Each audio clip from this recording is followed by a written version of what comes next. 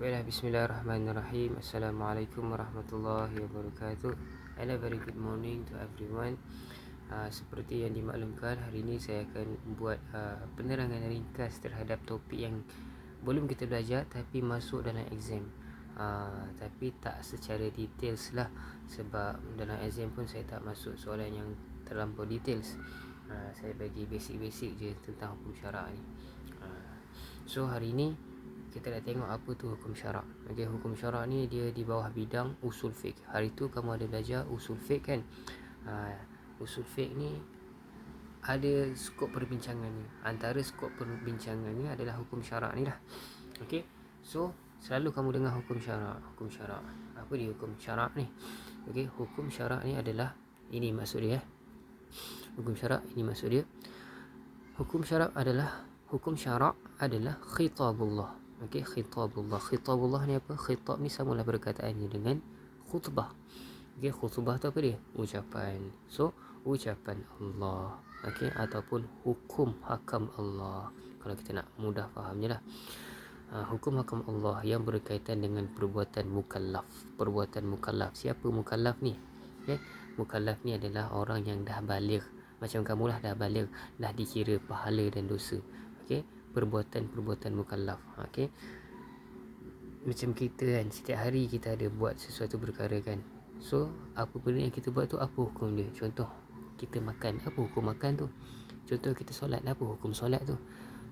Okey, hukum hakam Allah yang berkaitan dengan perbuatan mukallaf sama ada berbentuk tuntutan, iaitu iqtida dalam bahasa Arab ya.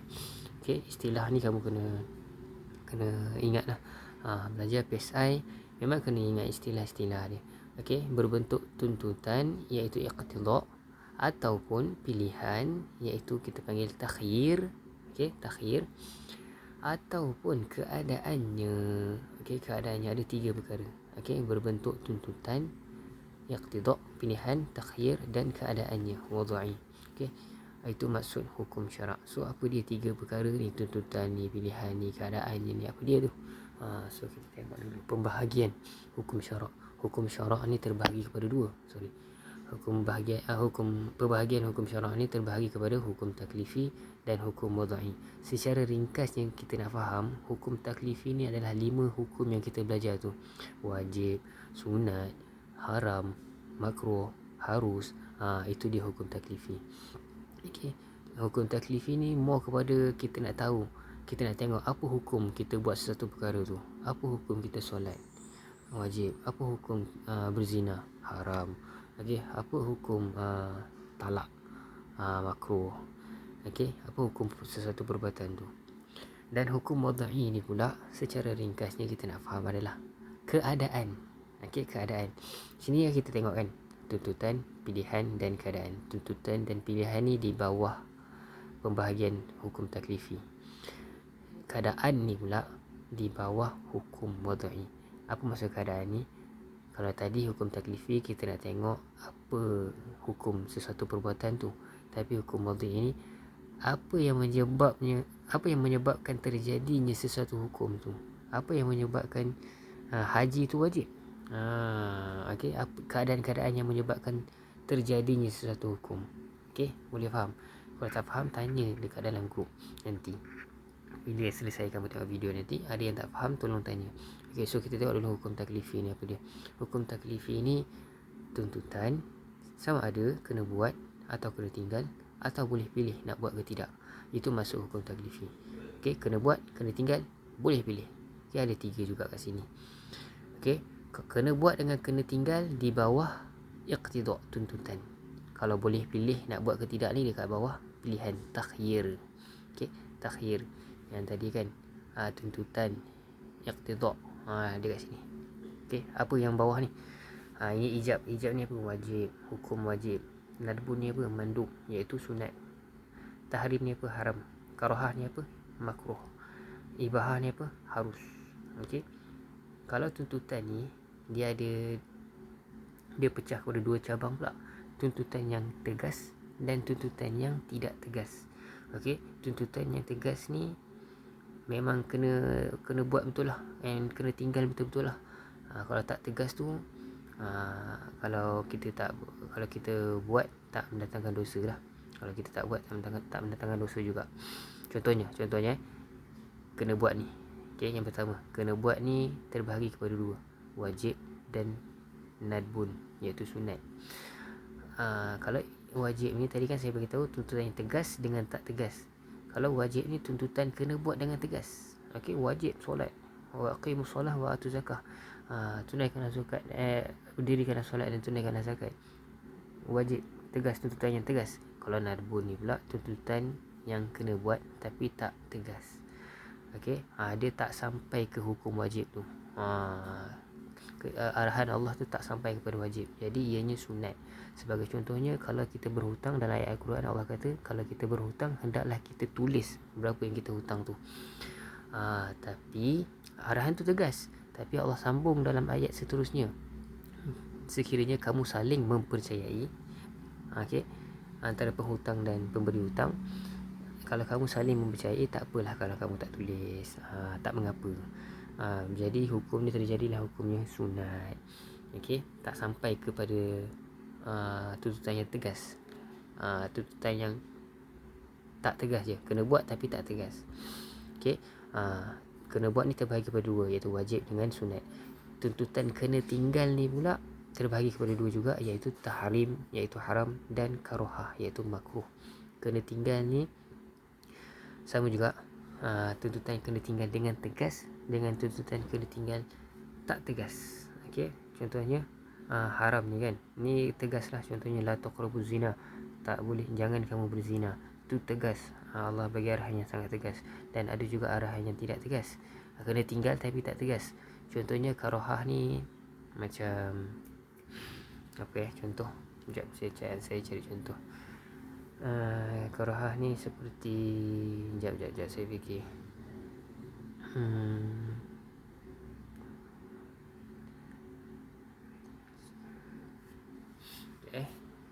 Saya lupa apa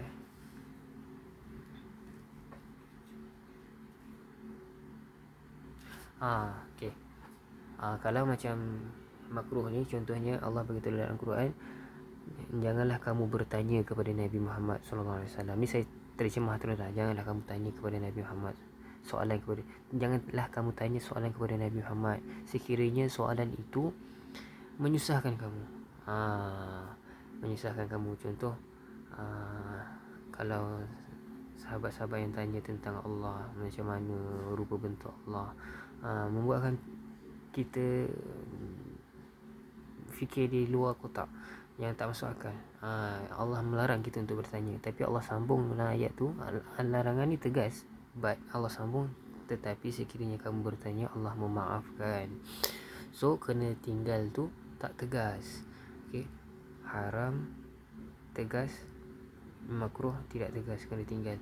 Okey, kena buat, kena tinggal, settle. Okey, kamu dah faham insya-Allah. Kalau tak faham, beritahu saya, and boleh pilih sama ada kita nak buat atau tidak. Ini di bawah pilihan takhir. Tadi tuntutan iqtida, pilihan takhir. Tuntutan wajib, sunat, haram, makruh, dan pilihan bawahnya ibahah. Ibahah tu apa? Harus, boleh buat ataupun boleh buat, nak boleh pilih nak buat atau tidak. Contohnya ayat dalam Al-Quran, iaitu makan dan minumlah, dan janganlah berlebihan. So kita tahu dekat sini, kalau kita nak makan, contohlah kita nak makan malam ni, hukumnya apa? Hukumnya harus lah.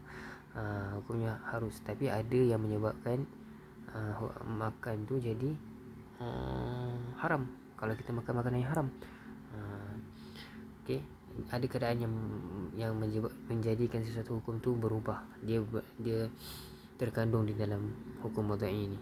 Okey, so hukum taklifi ni secara basicnya kamu nak faham 5 perkara hukum akam tu lah. Okey, so hukum wadai pula, kita tengok apa hukum wadai. Hukum wadai tadi saya bagi tahu dah kan, keadaannya wadai, keadaannya.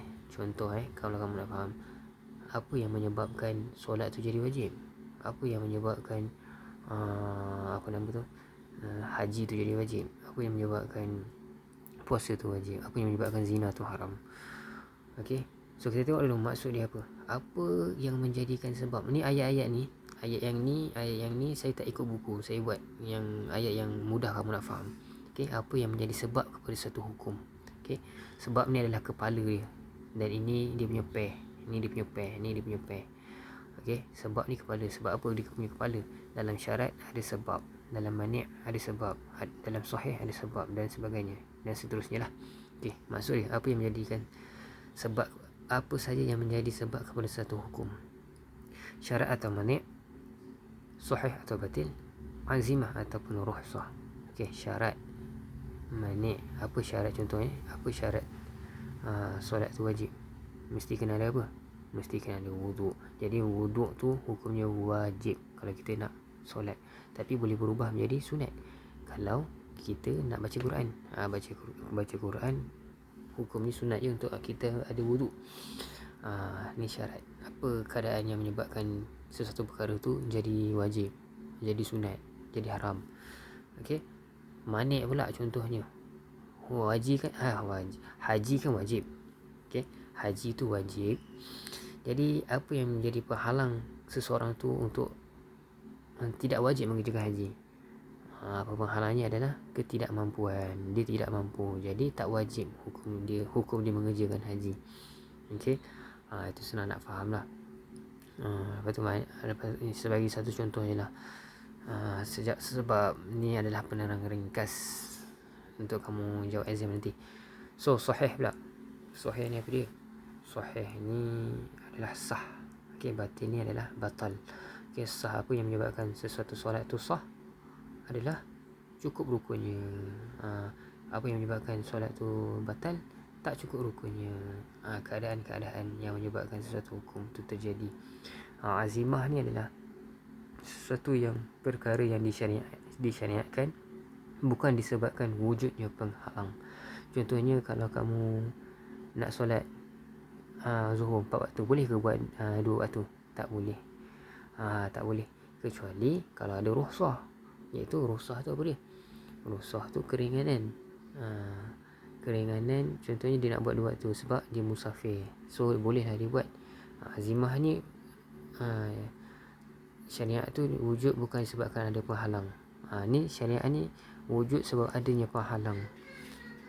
Contohnya puasa. Kalau dia tak musafir, dia tak bolehlah berbuka. Kalau dia musafir, dia boleh berbuka. Ataupun dia sakit, dia boleh berbuka. Kalau makan makanan bangkai saja tak boleh. Kalau rukhsah ni pula, makan makanan yang bangkai boleh sekiranya dalam keadaan terpaksa, keadaan yang dah tak ada makanan lain dah. Okey. Sebab ni kepala dia. Sebab ni semua ni dalam ni ada sebab dia. Okey. So kalau soalan tanya apakah pembahagian hukum wadai? Pembahagian hukum wadai yang 7 ni lah. Jawab dalam bentuk point. Kalau soalan dia tanya apakah hukum pembahagian hukum taklifi? Ni 5 ni. Okey, warna biru ni. Tuntutan hukum taklifi terbahagi pada 2. Tuntutan pilihan. Tuntutan ni apa bawah dia? Pilihan ni apa bawah dia? Harus. Tapi kalau kamu kena jawablah ibahah ni. Jangan jawab harus.